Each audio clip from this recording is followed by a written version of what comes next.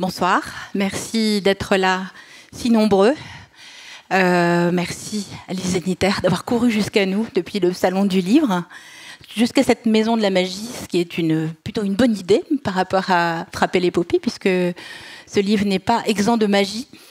Je vous présente très vite, parce que je pense que tout le monde vous connaît ici. Je pense que c'est votre 6e roman. Je ne suis pas tout à fait sûre, mais j'espère avoir bien compté. Ce n'est pas votre 6e livre. Vous avez aussi écrit des essais, des textes pour le théâtre, même des textes pour la jeunesse. Je vais citer parmi vos romans Sombre Dimanche, qui est paru en 2013, qui vous a valu de recevoir le prix du Livre Inter. Évidemment, L'Art de perdre en 2017. Gros succès dont on vous parle encore, je pense, et dont on va peut-être encore parler ce soir en parlant de ce nouveau roman. Et aussi Comme un empire dans un empire en 2020, parce que c'est un livre que j'aime beaucoup, un roman que j'aime beaucoup. Frapper l'épopée, on reviendra peut-être sur ce titre mystérieux. C'est un livre difficile à résumer, c'est un livre qui mêle le passé et le présent, le politique et l'intime, qui fait se rencontrer la Nouvelle-Calédonie et l'histoire de la Kabylie. C'est un livre à la fois extrêmement romanesque, mais aussi avec un petit aspect métafictionnel, un livre dans lequel vous intervenez en tant qu'autrice. Et voilà, c'est un livre d'une belle complexité, d'une belle limpidité, qu'on lit avec beaucoup d'allant, en suivant l'itinéraire, notamment du personnage principal, votre héroïne, qui s'appelle Tass, qui est une jeune femme qui est née et qui a grandi en Nouvelle-Calédonie, qui est partie pour la métropole et qui y revient. Et donc, c'est ce retour en Nouvelle-Calédonie que raconte Frapper l'épopée. Face à la densité de ce livre qui raconte et qui entraîne, mais aussi qui pense, j'ai cherché par quel bout l'attraper, et je me suis dit que peut-être le plus simple c'était de reparler de la jeunesse de ce livre et de la façon dont il est né dans votre esprit. D'où vient-il? Quelle a été la toute première idée, la toute première étincelle de ce livre, Alice? Ça, c'est toujours extrêmement difficile en fait de procéder à une sorte d'archéologie d'une envie d'écrire et surtout de la faire partir d'un point unique. J'ai un peu l'impression que si mes livres étaient des incendies, il y aurait toujours de multiples départs de feu. Et là, en l'occurrence, on pourrait dire chronologiquement que oui, évidemment, ce livre, il n'aurait pas pu exister si en 2019, j'avais pas fait un premier voyage en Nouvelle-Calédonie pour présenter L'Art de perdre, en me disant tiens, c'est un peu étrange en fait qu'on m'invite à présenter un livre qui parle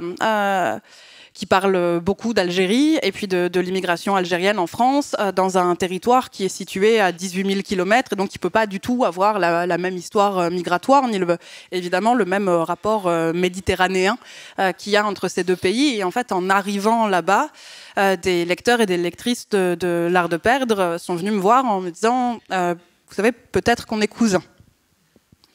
Et c'est comme ça que j'ai découvert qu'il y avait en effet une histoire kabyle en Nouvelle-Calédonie, et que cette histoire kabyle, c'est une histoire de colonisation pénitentiaire au temps d'un empire colonial qui envoie donc à l'autre bout du monde des forçats qui viennent des différents endroits de son empire. Mais ça suffit pas à faire un livre.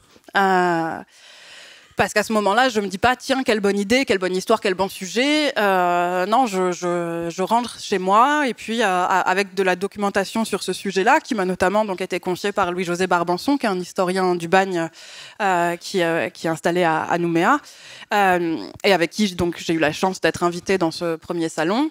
Et donc notamment, il me donne un livre qui s'appelle Calédoun, et des mois plus tard, ce livre, en fait, c'est un livre qui contient beaucoup de photos, de photos très belle, et donc je le feuillette juste en regardant les photos.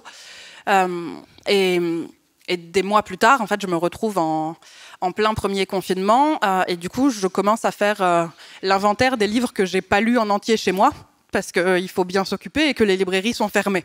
Donc je retombe sur ce livre et je me dis tiens, peut-être je peux prendre le temps de lire correctement les textes maintenant, et je m'aperçois qu'à la fin du livre, il y a une liste des 2106 hommes qu'on a appelés les Arabes de Calédoune, même si une grande partie d'entre eux sont kabyles.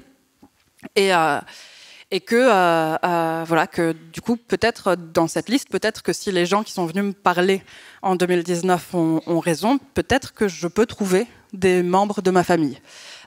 Et ça, comme c'est quelque chose que je raconte au cœur de Frapper l'épopée quand je prends la parole, en effet, en trouant un peu les couches de fiction, je ne vais pas vous dire, je vais pas vous raconter tout ça maintenant, mais ça commence à me hanter. Tout à coup, ce vertige-là, cette possibilité-là, fait que je me replonge dans des recherches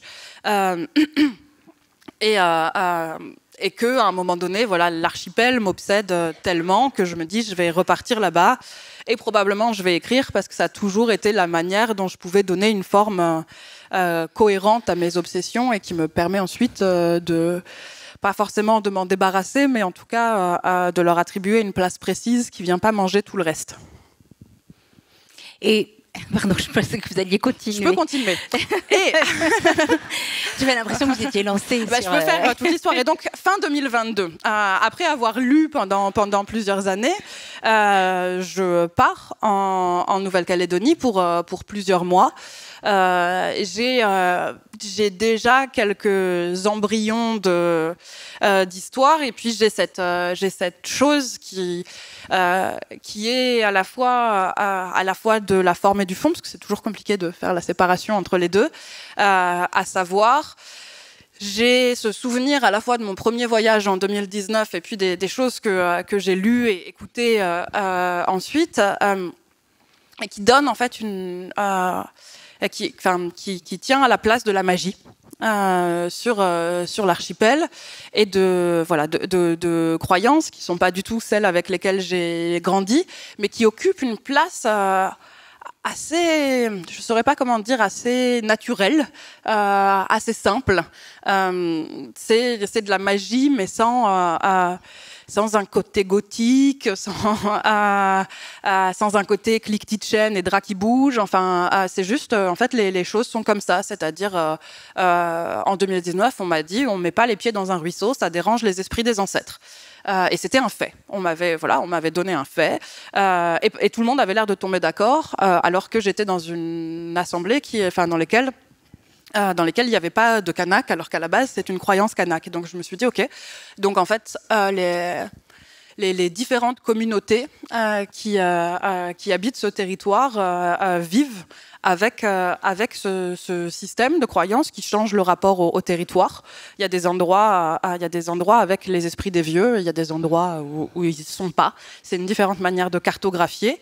Et donc, je me suis dit que je voulais incorporer ça. En fait, je me suis dit que je voulais que ça fasse partie de la forme du livre, parce que si c'était juste quelque chose que je racontais, j'avais peur que ce soit quelque chose que je raconte depuis une position surplombante, quelque chose qui puisse s'exposer au second degré, à l'ironie. On faisait regardez, ils croient aux esprits, ils utilisent, ils pensent qu'il y a des lutins, et je me disais non, je veux raconter le territoire dans une forme qui appartienne au territoire, et donc accepter pour la première fois dans un de mes romans qui est un procédé qui relève de la magie, mais encore une fois sans toute la traîne de candélabres, de toiles d'araignée et de pentacles.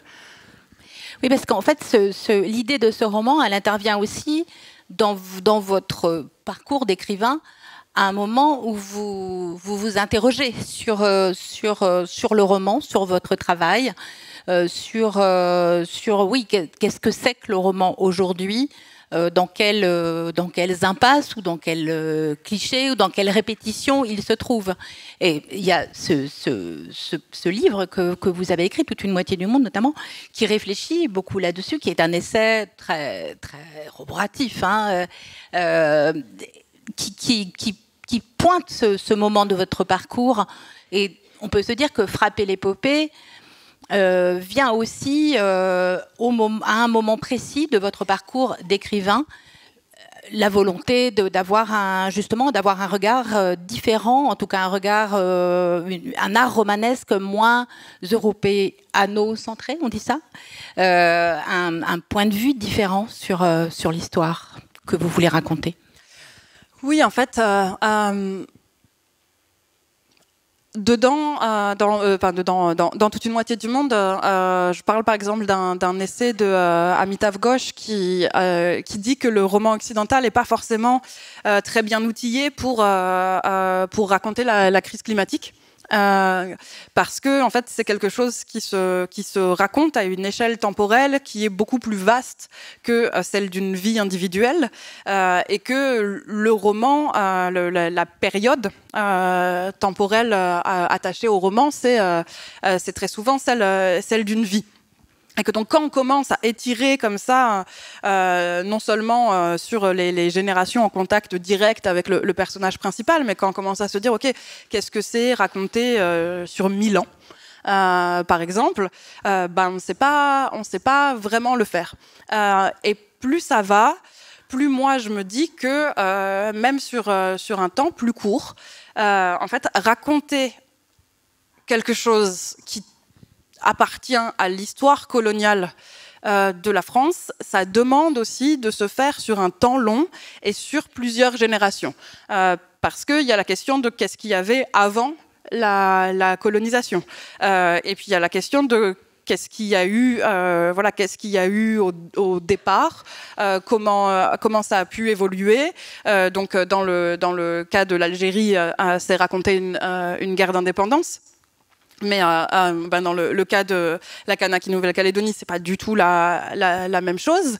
Mais donc de se dire, tiens, j'ai besoin de pouvoir arriver dans le temps à des moments différents. J'ai besoin de pouvoir être en 1860 en même temps qu'en 2022 si je veux raconter ces choses-là. Donc il faut forcément des outils temporels qui diffèrent un peu de ce que ça donnerait si je faisais que suivre le parcours de Tass. Une des choses que j'exposais aussi dans toute une moitié du monde, c'est qu'est-ce qu'on fait en fait quand on raconte des personnages qui ne sont pas héroïques, dans le sens où c'est des personnages qui n'ont pas une agentivité, une puissance d'action suffisante pour renverser le cours du destin par leurs actions. Qu'est-ce que c'est de raconter des personnages qui en fait ne peuvent pas grand-chose, qui voudraient tant mais qui ne peuvent pas. Et il y a ça vraiment dans le personnage de Tass. En fait, elle regarde ces deux jumeaux Kanak, Célestin et Pénélope, qui sont ses élèves de première. Elle voit qu'ils vont pas bien. Elle voit qu'à un moment donné, les gendarmes commencent à les rechercher et elle voudrait pouvoir... mais elle sait même pas quoi. Elle sait même pas le verbe qui va après. C'est quoi? Les sauver, leur parler, juste leur dire qu'elle est là. Elle voudrait quelque chose, mais elle est très entravée. Et au final, je pense qu'on peut... Ouais, quand même, c'est un peu un spoiler. Donc, bouchez-vous les oreilles pour celles et ceux qui ne veulent pas. Au final, elle fait pas grand-chose. Elle a très peu de prise sur cette histoire-là. Et de la même manière, quoique de manière beaucoup plus amusante, moi je trouve, le trio au Kanak qui traverse aussi toute la période récente du roman, celle en 2022, et donc qui est un trio qui mène des actions d'empathie violente.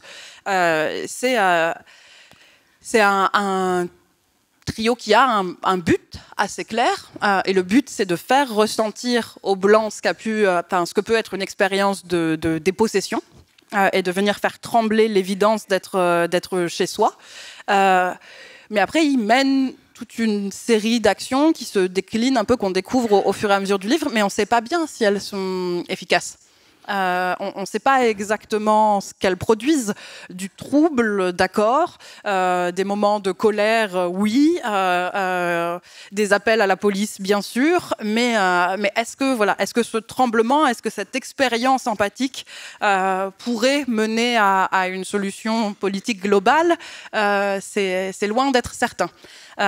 Et dernier point que j'avais aussi développé dans Toute une moitié du monde, c'est essayer de plus laisser les vivants non humains de côté quand on raconte une histoire aujourd'hui, puisque je disais que peut-être une des raisons pour lesquelles on avait laissé si calmement notre monde de faune et flore se dépeupler, être décimé par une partie de nos actions, c'était parce que ce monde-là, il existait très peu dans les fictions qu'on fréquentait. Et donc, il était totalement possible de s'imaginer des mondes sans oiseaux, des mondes sans arbres, des mondes sans vers de terre, et tout ce qui, en fait, est absolument nécessaire pour notre survie commune à la surface de la planète. Et raconter l'archipel calédonien en passant par la faune et la flore, c'est quelque chose qui se fait assez simplement pour la bonne raison que, en fait, là aussi, c'est une histoire de colonisation. C'est-à-dire que la connaissance de ce qu'est la végétation endémique ou la population animale endémique et quelles sont les espèces qui ont été introduites ensuite et qui pour certaines sont devenues invasives, c'est une connaissance qui est largement partagée et sur laquelle même il y a une information, une formation constante, puisqu'il y a des affichettes qui sont vraiment des affichettes de western par moment qui alertent sur la présence d'espèces invasives, et comme dans les westerns, pour certaines, on a le droit de les tirer à vue. Donc il y a vraiment, voilà, si vous voyez cet oiseau, vous pouvez le shooter. C'est un desperado. Et donc cette espèce de conscience très aiguë pour ce qui touche à la faune et la flore, qu'il y a eu quelque chose comme une invasion, alors que quand on parle des populations, c'est un mot qui ne peut pas être prononcé, qui crispe toute une partie des communautés en présence. C'est quand même une sorte de grand écart qui est assez fascinant. Voilà, j'ai dit que je pouvais faire un tunnel, je viens de le prouver. C'était pas du tout un tunnel. Je vais simplement revenir, si jamais vous n'aviez pas lu le livre, effectivement, pour reparler notamment donc, du personnage de Tass et des autres personnages que vous installez autour d'elle, ces deux adolescents Kanaks qui, à un moment donné, disparaissent, qui suivent ses cours, qui, à un moment donné, disparaissent, et situation qui l'inquiète. Et ce groupuscule donc de subversifs, pour lesquels vous inventez ce procédé d'action qu'ils ont choisi, ces trois personnes, qui ont une vie normale et une vie clandestine. Et vous inventez ce concept d'empathie violente dont vous venez de parler, que moi j'ai cherché pour voir s'il existait ou si c'était une référence politique, d'action politique qui me manquait. Ces actions, je veux bien qu'on y revienne parce que ce sont ça participe aussi de cette magie ou de cette énigme qui entoure le roman.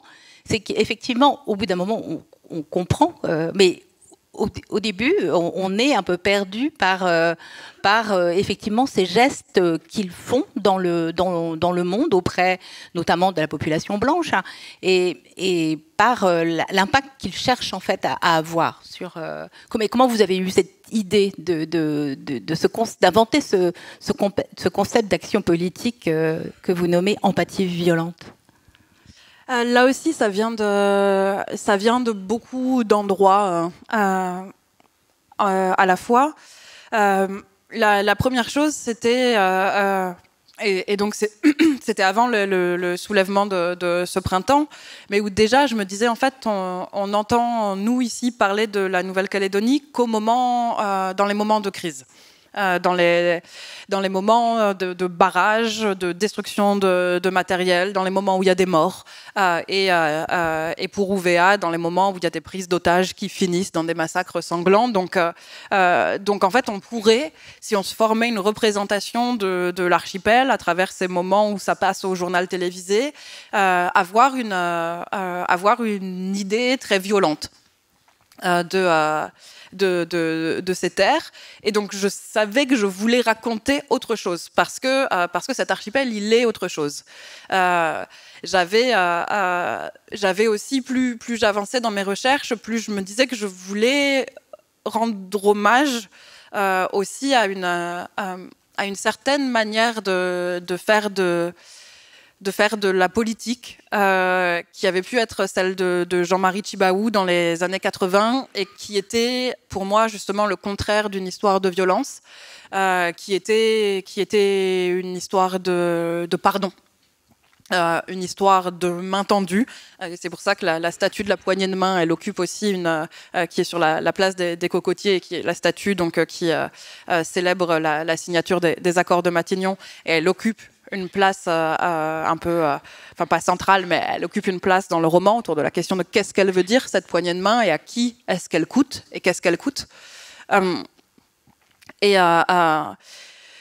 Et il y a cette archive, cette interview de Tjibaou qui est assez célèbre, que peut-être vous avez déjà vu, et qui en tout cas qui a donné cette citation, qui a beaucoup été réutilisée là au moment des soulèvements du printemps, où on lui demande ce qu'il ressent en fait après donc l'assassinat de ses deux frères pendant le massacre de Tiendanit.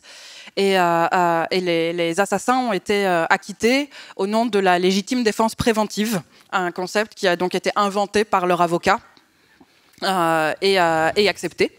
Et il dit j'essaye de ne pas ressentir de haine. Et cette vidéo, elle est bouleversante, parce qu'en fait, au moment où il le dit, l'effort que ça lui demande, il est visible sur son visage. On voit quelqu'un qui est activement au présent en train d'essayer de lutter contre la haine qui pourrait advenir et qui serait, j'aurais envie de dire, presque un sentiment normal par rapport à cette situation. Et donc il y a cette dimension-là qui me paraissait aussi importante de raconter. Et par ailleurs, Tjibaou, dans des moments moins tragiques, a eu cette autre phrase qui était « Les Kanaks ont toujours été là ». Et ils continueront éternellement à vous emmerder pacifiquement. Et je me disais, ok, qu'est-ce que ça veut dire emmerder éternellement et pacifiquement une population? Et donc, j'ai commencé à réfléchir à des actions, à des actions dont certaines sont absurdes. Moi-même, si je devais les classer, je dirais qu'il y en a qui sont clairement inefficaces et d'autres moins. Mais le catalogue, il s'est vraiment étoffé au fur et à mesure que j'écrivais le livre. Et puis pendant l'écriture, j'ai entendu en faisant mes carreaux, parce que c'est dans ces moments-là que j'écoute des longs entretiens un peu denses. J'ai entendu des entretiens avec Achille Bembe, qui est un penseur camerounais qui est en poste en Afrique du Sud, je crois, et à qui on posait une question sur la présence de la magie dans la littérature africaine. Et il disait en fait... mais quand vous posez ces questions-là, vous les posez parce que vous représentez une sorte de stade infantile de nos littératures et de nos histoires qui ne seraient pas encore arrivées au stade de la raison et des Lumières. Il dit, mais en fait, on n'a pas la même histoire par rapport à votre raison occidentale, on n'a pas la même histoire par rapport aux Lumières. Nous, ce qui a été pour vous un idéal de développement, c'est quelque chose qu'on a rencontré par la colonisation. C'est quelque chose qu'on a rencontré dans la violence, dans la rage de destruction, dans les pillages, dans les vols, dans les viols. On n'a aucune raison d'idolâtrer la raison. En fait, on a connu la raison devenue des raisons, où on a connu la raison devenue l'excuse des exactions de la colonisation. Donc en fait, évidemment qu'on s'en tient à l'écart. Évidemment qu'on continue à faire pousser nos histoires dans la magie et dans les djinns et dans les esprits et et on continuera à le faire. Et en écoutant cet entretien, je me suis dit, c'est ça aussi, en fait, par rapport aux natures des actions et par rapport à la manière dont elles pourraient ou pas porter leurs fruits, probablement le trio, il s'inscrit dans cet héritage-là, en se disant, non mais en fait, la raison, on l'a vu, on a déjà essayé, on a vu ce qu'elle nous a coûté, on a vu aussi que quand en fait, on essayait de l'utiliser contre vous pour dire, rendez les terres, rééquilibré, etc., vous ne l'entendiez pas, et donc on passe par ailleurs que par les considérations et les argumentations raisonnables. Voilà. Qu'est-ce que vous savez du roman quand vous commencez à l'écrire, en fait? Là, vous dites que vous étiez en cours d'écriture quand vous avez pensé à cela. Oui, qu'est-ce que vous avez besoin de savoir du livre qui va venir pour commencer à écrire?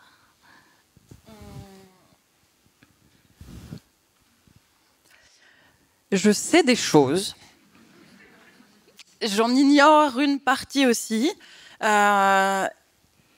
Et ça me laisse une certaine plasticité d'avoir ça. J'ai besoin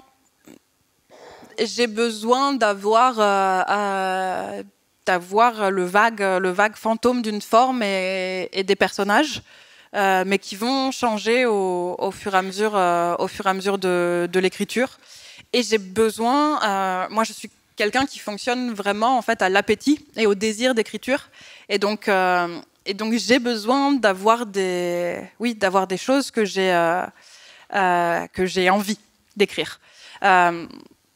Alix Penant, qui est mon éditrice, a fait un texte la semaine dernière pour une rencontre à Vannes qu'on devait faire toutes les deux dans un festival littéraire et où elle n'a pas pu être présente et où elle raconte que j'écris mon livre en désordre, mais que je sais en fait exactement où est-ce que les choses vont se placer, et que maintenant que notre relation elle est assez intime pour que je lui fasse lire des choses très tôt, en fait elle a, je lui donne quelque chose où il y a 10 pages, mais les 10 pages, ça va s'étaler sur les 300 pages du livre. Donc je lui montre ça, et en même temps je lui dis, ça ce sera là, ça ce sera plus loin, ça ce sera... et elle comprend pas vraiment pourquoi je fonctionne comme ça. Et je fonctionne comme ça parce que c'est les passages que j'ai le plus envie d'écrire. Et c'est toujours comme ça que je prends mes livres. C'est pour ça aussi que j'ai pas vraiment de problème de page blanche. Je pense, c'est que quand je commence à écrire, j'écris des morceaux que j'ai envie d'écrire. Et par moments, je m'aperçois qu'en fait, les rabouter, ça passe pas tout à fait par les canaux que j'avais prévus, donc le livre doit évoluer, il doit changer de forme. Il y a des choses aussi que j'arrive pas à faire. C'est-à-dire dans mon idée, c'était super, et puis en fait, il y a quelque chose qui prend pas, vraiment comme une mayonnaise, quoi. Et donc, je suis obligée de faire mon deuil et de modifier la forme du roman. C'est pour ça que j'ai beaucoup d'admiration pour les gens qui font un plan complet du livre avant d'écrire, et puis ensuite qui écrivent petit bout par petit bout, parce que je me dis, du coup, ça veut dire qu'ils arrivent toujours à écrire ce qu'ils pensaient qu'ils allaient écrire. Alors que moi, il y a vraiment quand même pas mal d'endroits où ça rate. Ce qui fait que voilà, c'est une sorte d'entreprise aussi d'esquive et de rabotage et d'étayage. Et en même temps, c'est ce qui fait que je trouve ça assez passionnant. Est-ce que ce moment où vous intervenez directement, vous prenez la parole en tant qu'autrice pour parler du livre qui est en train de s'écrire, est-ce que ça fait partie des moments que vous aviez envie d'écrire, des moments d'écriture qui étaient prévus dans le livre, ou pas du tout?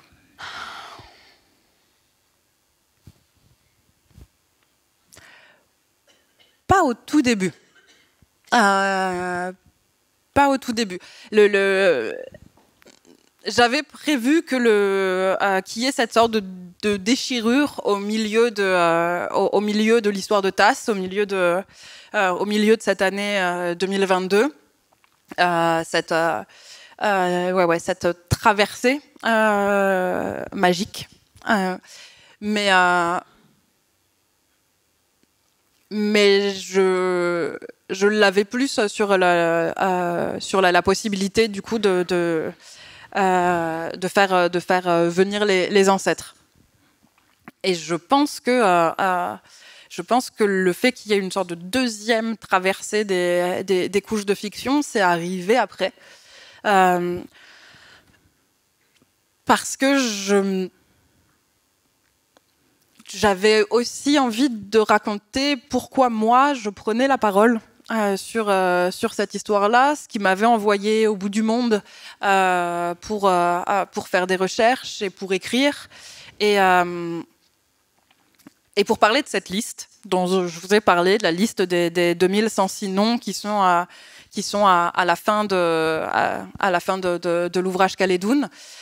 Et je crois que d'une certaine manière, je m'étais tellement battue avec les documents dans l'art de perdre qu'il y avait quelque chose où je me disais c'est assez compliqué quand même, la fiction et les documents historiques. En fait, ils sont indépassables. Ils sont difficilement digérables dans la fiction. Ils sont d'une telle force, parfois ils sont d'une telle brutalité concise qu'on se retrouve à se dire mais il faudrait les citer tous. Et c'est compliqué de retrouver ces personnages derrière ces documents, et même les citer, c'est pas assez. Par moments, j'avais envie de faire des facsimilés de tous ces documents sur lesquels j'avais pu tomber, les règlements des hameaux de forestage, le règlement du camp de Rivesaltes, les notes interministérielles pour dire comment on allait traiter cette population, qu'il fallait diviser les familles des Harkis quand ils arrivaient sur le sol français, etc. Et du coup, je me suis dit, j'ai pas envie de me retrouver à faire cette valse assez compliquée entre un document qui est d'une grande puissance et mes personnages. Et donc, on va faire un trou dans la fiction, et c'est moi qui vais en parler. Il y avait cette volonté-là aussi, je pense, de régler ça mano à mano entre moi et la liste. Est-ce que c'est aussi quelque chose que vous vous autorisez parce que vous en êtes aussi à un certain moment de votre parcours d'écriture? Est-ce qu'il faut une certaine maturité, une certaine confiance pour s'autoriser une métalepse dans le cadre d'un roman?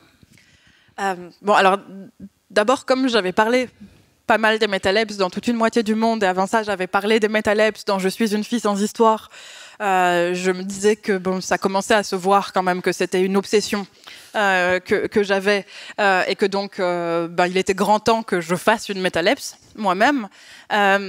Et donc, oui, je pense que 38 ans, c'est un bon âge pour faire des métalepses. Et une des choses dont je parlais aussi dans toute une moitié du monde, c'était le fait que la fréquentation de livres qui sortaient un peu d'une forme canonique, qui s'éloignaient de ce qu'on pourrait appeler avec Sophie Divry le roman As Usual, ça m'avait permis en fait de me poser cette question hyper naïve de « Ah mais on a le droit de faire ça ?»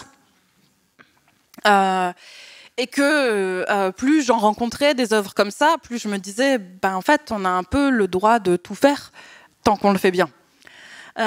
Et donc là, on en arrive à la question en effet de la confiance, de se dire je crois que je peux faire ça et ne pas perdre les lecteurs et les lectrices qui lisent le livre. Je crois que je peux faire ça et que ce soit pas un pensum, pas une punition, mais une liberté. Qui est toujours une chose joyeuse pour moi, une escapade, quelque chose qui relève d'une escapade. Et je crois aussi que ça faisait quand même longtemps que j'écrivais dans un après l'art de perdre, et que ça avait pu peser. quand même, que c'était dur de sortir de ça, et même quand je disais je veux faire autre chose que ça, j'ai la liberté de m'en éloigner si je veux. C'était quand même toujours là, se poser la question de ce livre d'avant.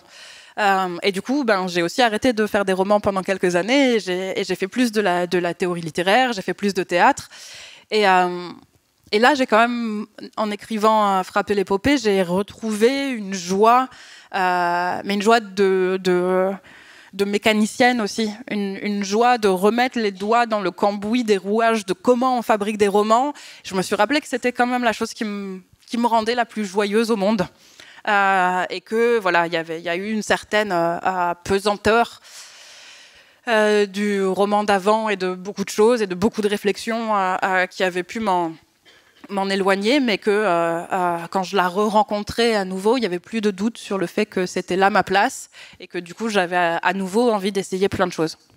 Parce qu'il y a aussi le fait que le lectorat lui-même est confronté à des formes de plus en plus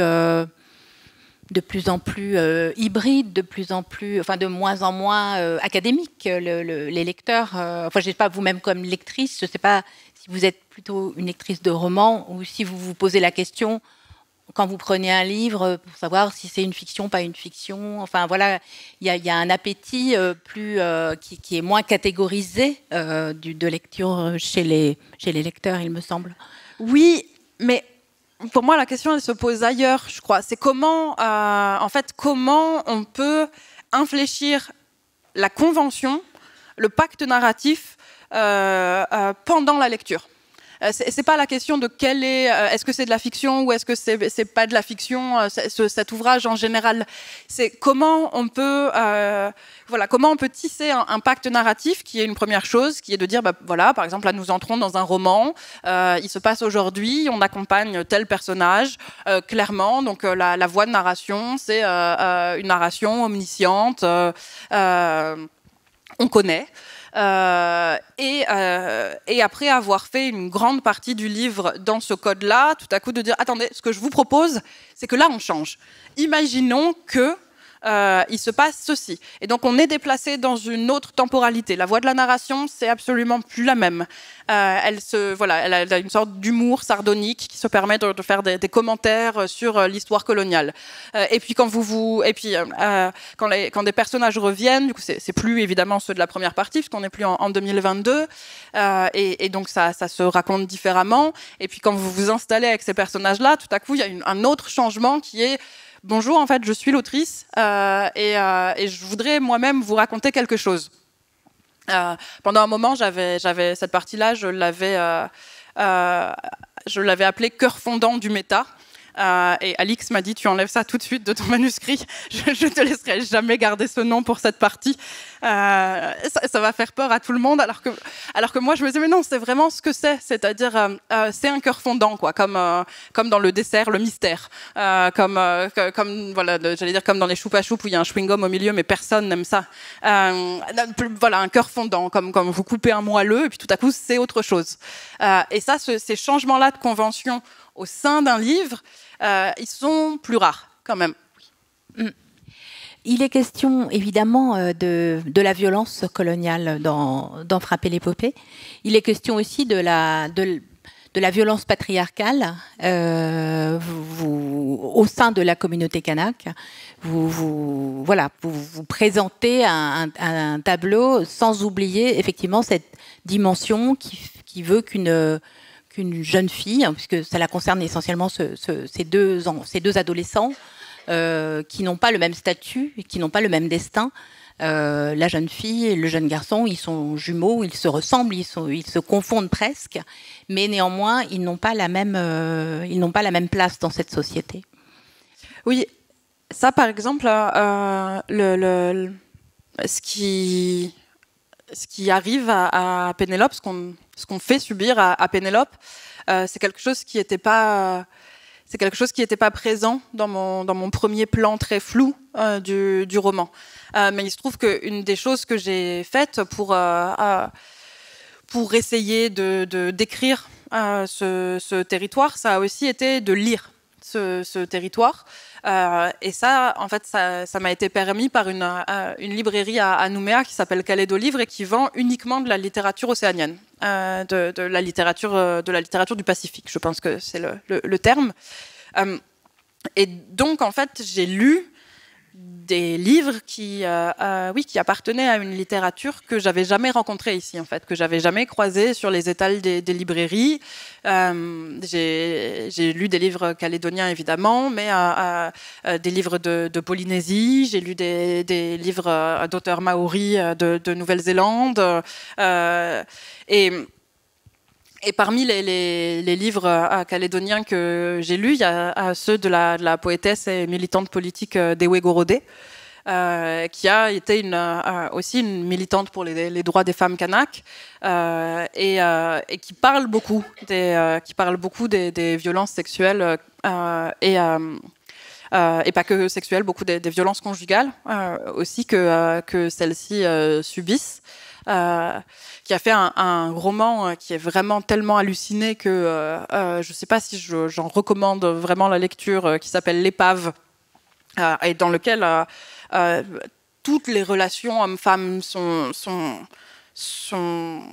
dans un état inflammatoire de violence et notamment d'inceste, qui est un truc qui revient tout le temps, qui semble parfois bouger de personnage en personnage. Et à côté de ça, je lisais aussi un dramaturge kanak qui s'appelle Pierre Gop, qui a écrit notamment donc, une pièce qui s'appelle Où est le droit, et qui raconte l'histoire d'une jeune femme kanak qui est violée par un jeune homme de son clan, et qui se retrouve confrontée au dilemme de est-ce qu'elle porte plainte auprès de la justice coutumière, qui n'est pas du tout outillée pour s'emparer de ces questions, et qui les néglige en fait de manière assez flagrante historiquement, ou est-ce qu'elle porte le cas devant la justice des Blancs en se plaçant en rupture de son clan, ce qui est une double peine. Et Pierre Gop a écrit, je pense, cette pièce pour la première fois dans les années 90, et il l'a republiée là dans les années 2020, en changeant finalement très peu de choses et en disant c'est encore un sujet d'actualité. Et je me suis dit je me suis rien dit du tout, c'était pas très conscient, ça a infléchi, j'étais en train d'écrire et ça a infléchi la trajectoire de Pénélope pendant que j'écrivais, avec cette chose qui est en fait, Pénélope et Célestin, c'est des jumeaux, ils ont un visage absolument identique, ils ont la même taille, la même silhouette, ils sont dans la même classe, ils ont plus ou moins les mêmes notes, ils vivent au même endroit, et on pourrait se dire, du coup, ils ont un destin similaire, en fait. C'est même presque une sorte d'être hybride, d'être à deux têtes, et sauf qu'en fait, il y en a un qui a l'avantage et le privilège d'être un garçon, et l'autre qui est une jeune fille. Et ça veut dire que leurs vies sont marquées forcément par cette différence-là, qui prend des formes multiples, mais le fait que Pénélope subisse des choses que Célestin, lui, ne connaîtra pas, c'est une des formes de cette différenciation violente de deux êtres qui ont l'air au départ d'être presque strictement identiques. Est-ce que en écrivant sur ce monde kanak, sur cette façon de regarder le monde, de regarder l'histoire, de cette façon si étrangère pour nous, si loin, est-ce qu'il y a des choses que vous vous êtes interdites, en fait, au nom du refus de l'appropriation culturelle et de tout ce qui tourne autour de cette notion?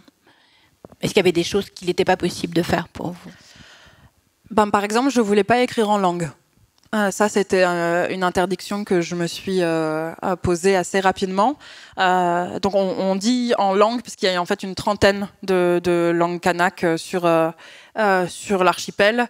Et donc, c'est l'expression qui désigne le fait de parler dans l'une de ces langues.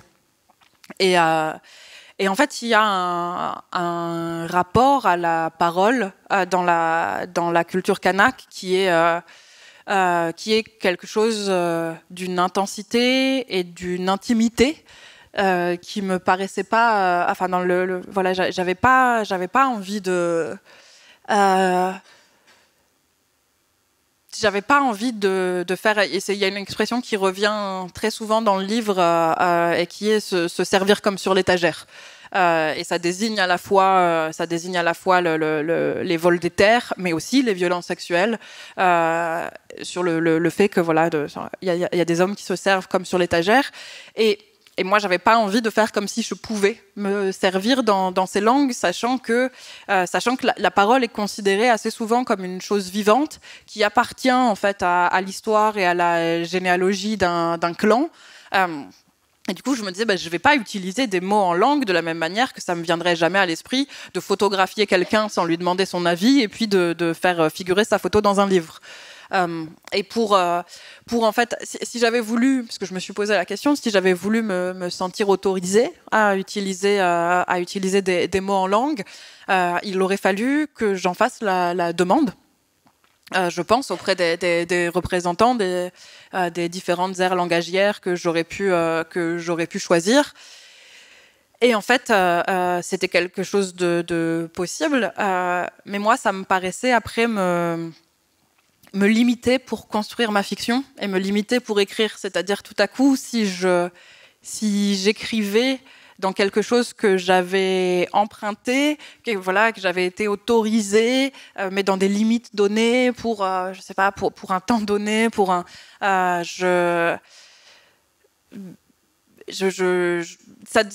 allait complètement changer ma pratique d'écriture, et donc je me suis dit non, puisque c'est ça, je le fais pas du tout. Et donc ça, évidemment, ça se voit dans les dialogues, dans le fait que jamais il y a des mots en langue dans les échanges du trio, qui devraient pourtant parler en fait, et même possiblement plusieurs langues à la fois, parce qu'ils viennent pas des mêmes coins de l'archipel, mais aussi dans leurs noms, qui sont des traductions en fait, qui sont des traductions françaises de noms kanak, puisque donc il s'appelle, celui qui s'appelle comme son grand-père, qui s'appelait comme un ruisseau, alors qui n'est pas vraiment une traduction, qui est une sorte de périphrase. Et paraphrase, je confonds tout le temps les deux. Phrase, une phrase. Donc, un ruisseau, pour faire court, n'épousera pas un pauvre, et fille de la réussite. Et évidemment, en fait, c'est à la fois des vrais noms kanak et pas des vrais noms kanak, puisque de toute façon, ils ne sont pas en langue. Donc, c'est une convention de la fiction qui fait que je raconte cette histoire tout en ne puisant pas des mots qui appartiennent à des langues qui ont leur généalogie et qui ne sont pas la mienne. Je vois que le temps avance très vite.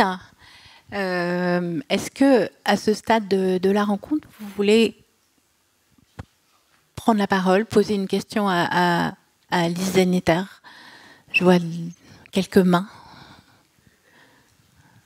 Oui, bonsoir. J'ai vraiment beaucoup aimé le roman, mais aussi le prisme social. Quand vous parlez, quand Tass revient en Nouvelle-Calédonie, et il y a un trou, on ne sait pas ce qui s'est passé entre le grand-père de son grand-père. Et je trouve ça extrêmement passionnant et surtout universel. Ça peut arriver dans nos campagnes françaises, ça peut arriver pour des migrants récents. Enfin, je trouve ce prisme très intéressant. Et deuxième point, le titre peut-être, Frapper l'épopée. Pourquoi ? Alors, par rapport au trou dans l'histoire,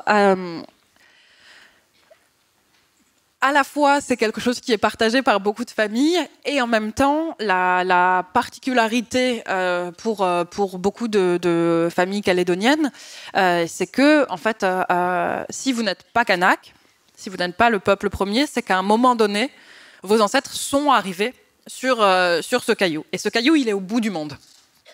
Et donc, quand on n'a pas d'informations sur les raisons de ce voyage, c'est quand même un voyage qui est énorme. C'est un voyage qui, à la fin du 19e siècle, prend 150 jours de bateau. Et donc, c'est comme si le trou il devenait beaucoup plus grand, beaucoup plus obsédant pour Tasse que, par exemple, oui, pour son ex, pour Thomas, qui lui dit « Mais moi, c'est pareil, je ne sais pas ce que faisait mon arrière-arrière-grand-père. » Et elle dit « Oui, mais d'accord, mais toi, tu sais que c'était plus ou moins dans ce coin-là, que ce mystère, il a les mêmes noms de rivières, il a les mêmes noms de villages, c'est un mystère qui n'est pas totalement un mystère. Alors que, pour moi, c'est qu'est-ce qui a créé ce bond ? À quel moment quelqu'un a fait ce bond ? Et donc forcément... forcément, ça démange de pas avoir la réponse. Encore plus dans une situation politique comme celle de ce territoire aujourd'hui, et où se pose tout le temps la question de qui a le droit d'appeler cet endroit chez soi, qui a le droit de dire c'est la maison. Du coup, on aimerait bien savoir en fait pourquoi et quand les ancêtres sont arrivés. Et pour le titre. En fait, il est tiré d'une citation de la rappeuse Kazé, qui est en ouverture du livre, et qui est « J'ai fripé la copie où est frappé l'épopée », et qui est donc une très belle phrase avec des allitérations en P, ce qui est appréciable déjà en soi. Et j'aimais l'idée qu'on puisse se débarrasser, en fait, d'une épopée coloniale qui est toujours qui est le prisme par lequel on rencontre ce territoire. Si on essaye de le trouver par les archives, en fait, on a l'impression qu'il apparaît au milieu du Pacifique en 1853, quand d'Entrecasteaux pose le pied dessus. Et évidemment, il existe beaucoup de populations dont la vie n'est pas documentée dans cette épopée.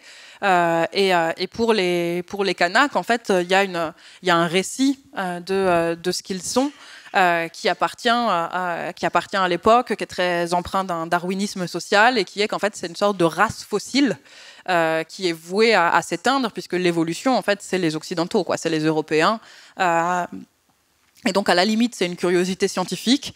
Et puis, au pire, c'est des êtres un peu gênants. Il faut s'en débarrasser pour avoir plus de terre. Donc, ça les emprisonne dans un récit qui n'est pas du tout le leur. Donc, il faut se débarrasser de l'épopée coloniale. Et d'un autre côté, frapper, ça peut aussi avoir ce sens physique, de comme quand on frappe la monnaie. Et pour raconter un territoire où, justement, dans la culture kanak, il n'y a pas vraiment de différence entre le concept de paysage et le concept d'histoire, ça me paraissait intéressant de se dire, si on frappe une nouvelle épopée, on peut la frapper directement dans la terre rouge, dans les arbres, dans les rochers, dans les endroits où elle se passe, en fait. L'histoire est plus du tout indépendante du territoire. Elle s'écrit pas... ce qui un peu me tirait une balle dans le pied, mais elle ne s'écrit pas dans un livre qui peut voyager loin du territoire, elle s'écrit dans la terre. Et c'est pour ça qu'il y a un passage du livre où on va trouver une succession de mots qui se répètent encore et encore dans un chemin de terre rouge, et où je me dis, voilà, si on écrit à même le paysage, qu'est-ce que ça donne ?